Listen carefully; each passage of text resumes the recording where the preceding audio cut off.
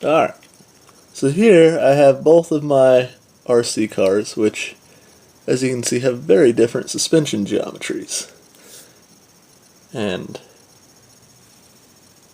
zoom in here on the suspension.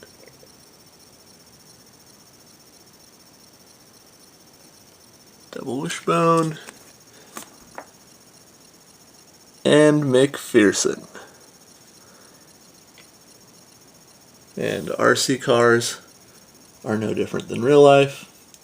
I've gone ahead and changed the caster from left to right on this McPherson car.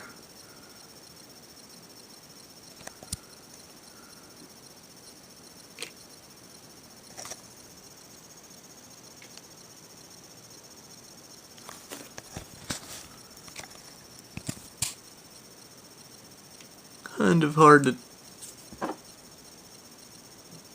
tell, but there you can see the top hats are in different positions. This top hat's all the way forward. This top hat is all the way backwards. This one has about 5 degrees of caster. This one has about 10.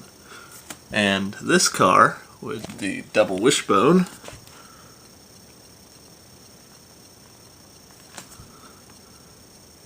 as you can see, it has about 5 degrees of caster as well.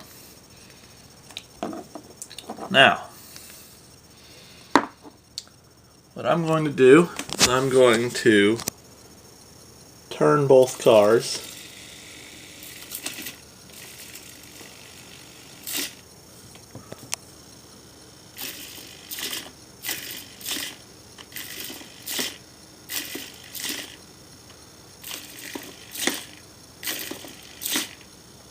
and you should be able to tell that this McPherson car is rising off the ground.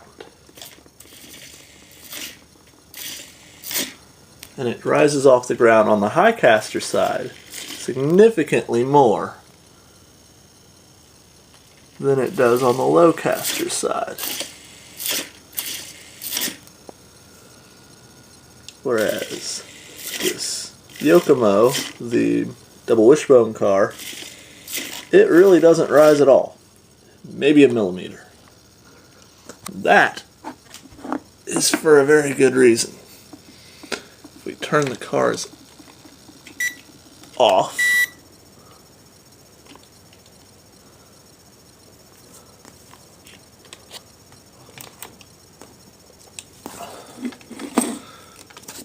if you watch the camber of this wheel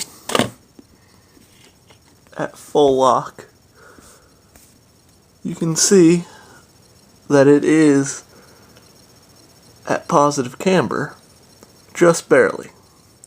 And you can see by the tire wear that it's barely getting onto its outside edge.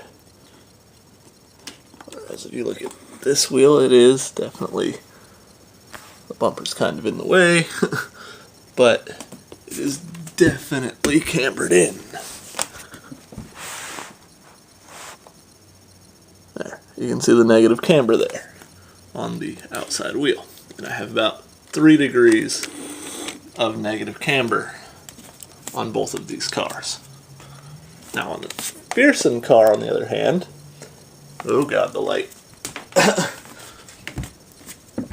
On the McPherson car, on the other hand,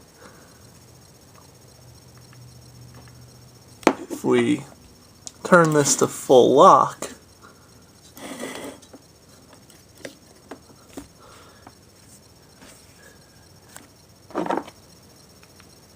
you can see, yes, negative camber on the low caster side. And you can also see the angle here. This is the problem that we're solving by reducing the caster. If you follow this wheel as it turns,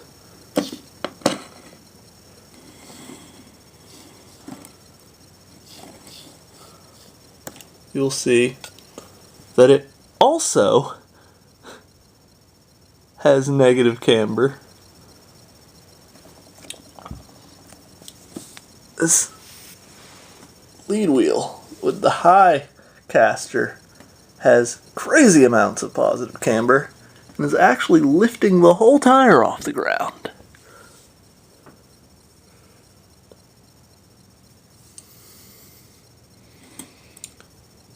Whereas the outside front tire is barely negative cambered right now.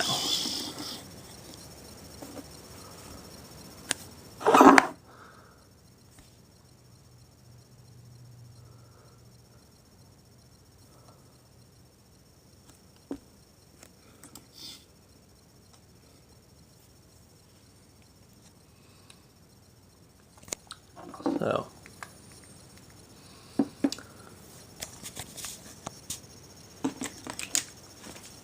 we bring this car up.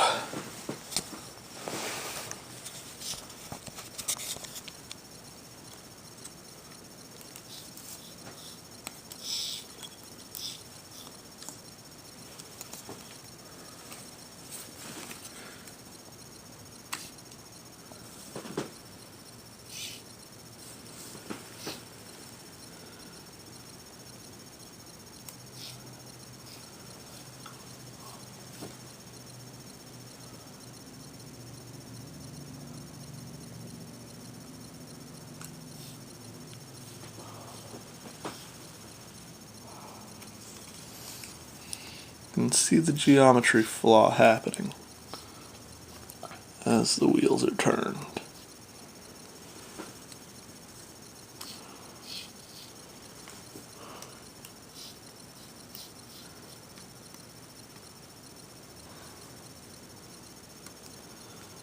And yes, it gets a lot of lock, but there, even on this low caster side, you can see how much negative or positive camber is gained extra by this. Basically, this curvature. This is your kingpin angle, the angle between these two.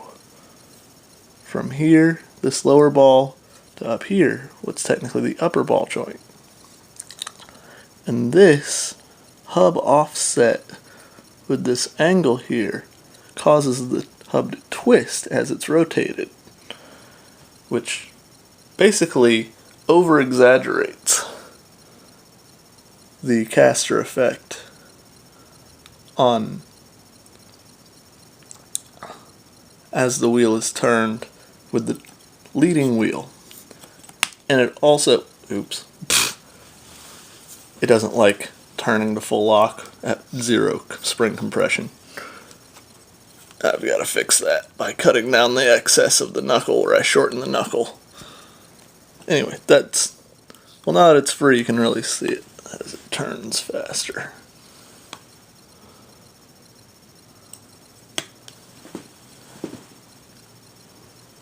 There you can see it's actually going positive camber.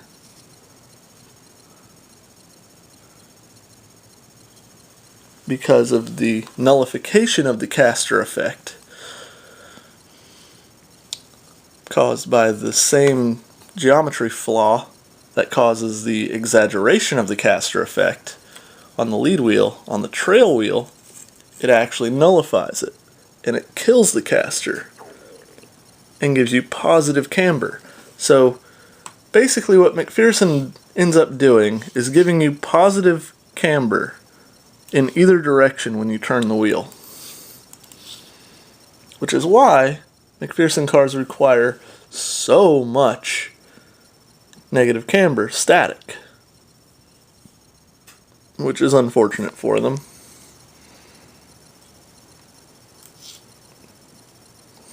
Oh god, now the frickin' arm's in the way of itself.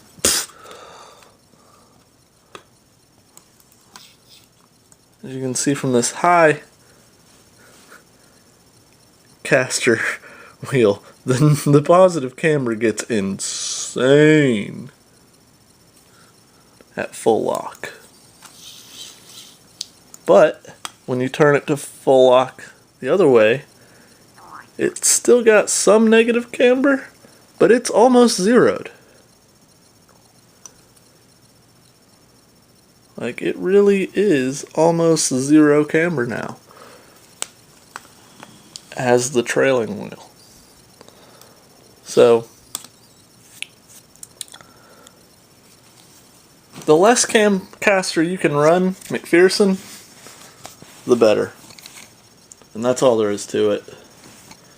If you could run zero caster, that would be ideal, but then you'd have zero steering feel. And that would not be ideal. You would have to manually countersteer the car. So you do have to run enough caster to be able to countersteer.